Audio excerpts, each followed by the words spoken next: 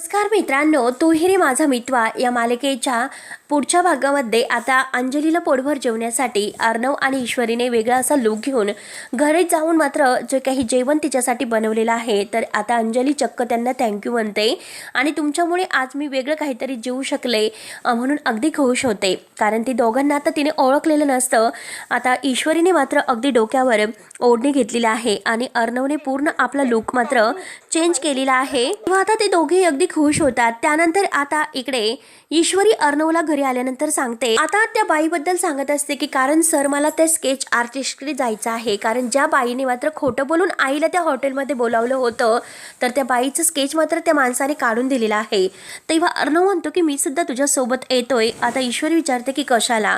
अर्णव म्हणतो की मला सुद्धा त्या बाईला शोधायचं आहे की नक्की कोणती बाई आहे. नंतर आता वल्लरी ते स्केच मिळवते आणि केस मिळवल्यानंतर आता म्हणते की काही झालं तरी ते स्केच मात्र मी सुप्रियाला नाही मिळून देणार आणि माझ्यापर्यंत तिला पोहोचूच देणार नाही.